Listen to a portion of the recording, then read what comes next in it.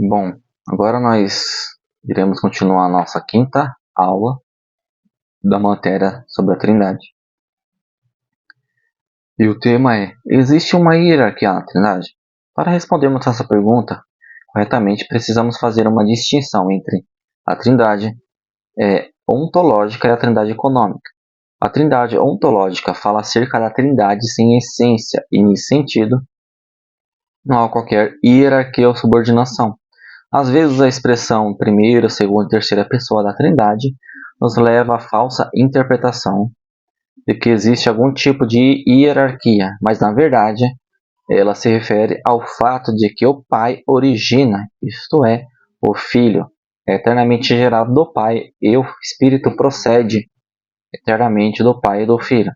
Também é preciso entender que quando se diz gerado ou procede, não significa criado. Ou seja, não há um único momento em que o Filho não existiu, ou mesmo que o Espírito esteve ausente. O Pai sempre foi Pai, e o Filho sempre foi o Filho do Pai, e o Espírito sempre foi procedente do Pai e do Filho, conforme Miqueias 5:2, João 5:6 e João 15:26. Agostinho foi muito feliz em dizer: o Pai é apenas o Pai do Filho, e o Filho é apenas o Filho do Pai. O Espírito, entretanto, é o Espírito tanto do Pai como do Filho, unindo-os em um vínculo de amor. Isso significa que o Pai, o Filho e o Espírito são igualmente Deus. Possuem o mesmo poder, a mesma majestade e devem ser adorados de igual forma. Biblicamente, cada pessoa da Trindade procura a honra da outra, simplesmente porque, na verdade, são um único e verdadeiro Deus. E a Trindade econômica trata acerca da forma com o que o Deus triuno age em relação à criação e à redenção. Por exemplo, o Pai cria através do Filho, pela agência do Espírito Santo, assim como com relação à economia da obra da salvação. Existe uma organização, e nessa organização é somente nela, isto é, apenas no aspecto econômico. Existe uma subordinação, pois o Pai envia o Filho e o Filho envia o Espírito Santo. É nesse sentido, com relação ao que envolve o plano da salvação, que Jesus declarou ser menor que o Pai, conforme João 14:28, e depois o apóstolo Paulo escreveu dizendo que Deus é o cabeça de Cristo, 1 Coríntios 11:3. Portanto, ainda com a relação à salvação, é correto dizer que o Pai planejou a salvação e elegeu os santos.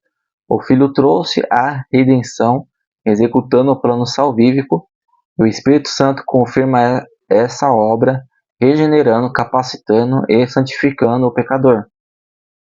Em sua primeira carta, o apóstolo Pedro falou de forma muito clara e simples sobre isto.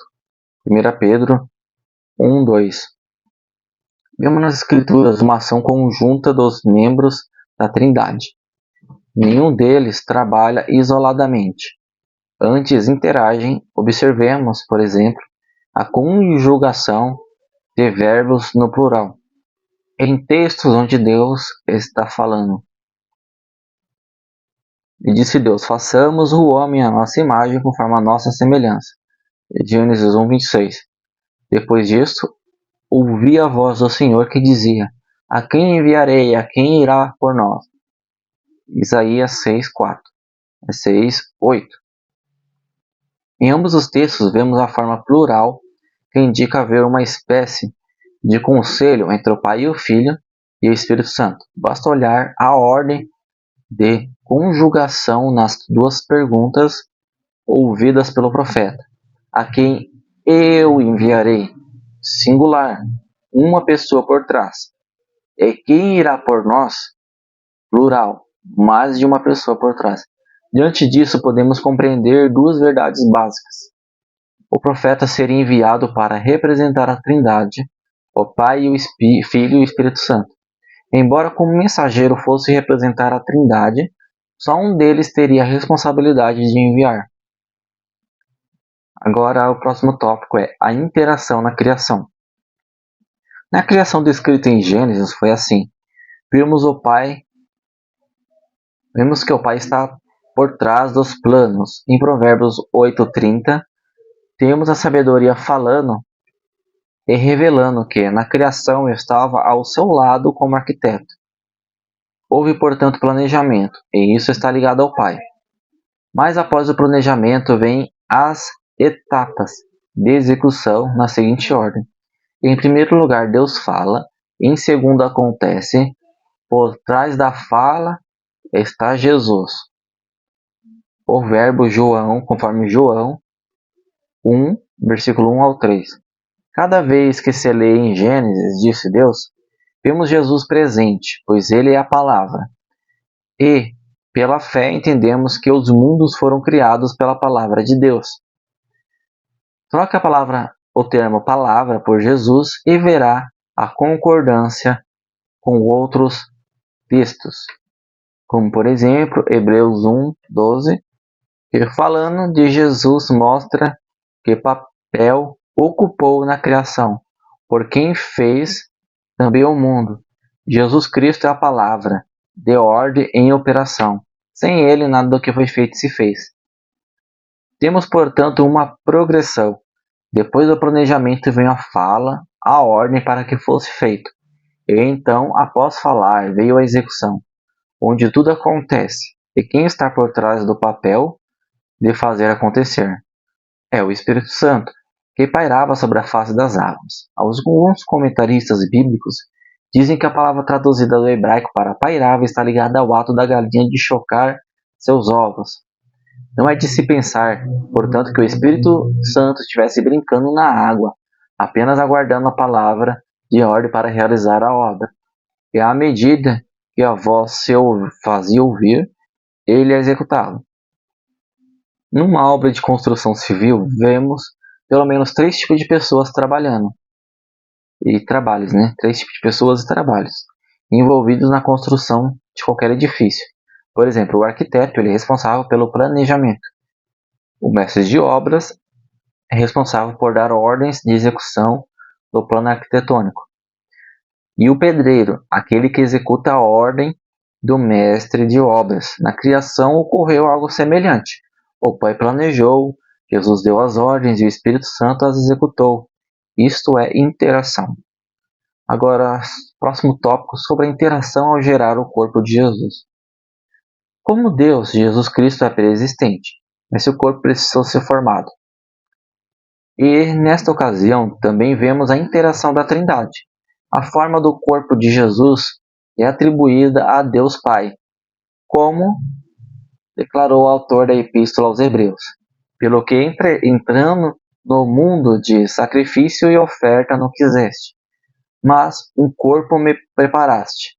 Hebreus 10:5.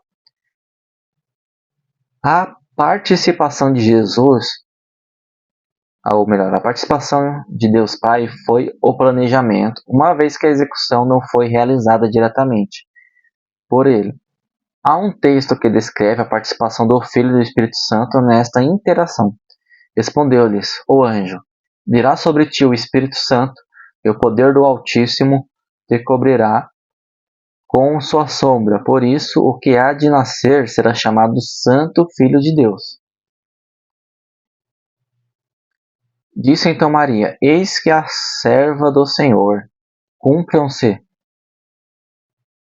em mim segundo a tua palavra, e o anjo ausentou-se dela. Conforme Lucas 1:35 e 38. Em segundo lugar, como na ordem da criação, temos a palavra em ação. Maria reconhece que o anjo é só um mensageiro e que as palavras não são suas, mas Deus é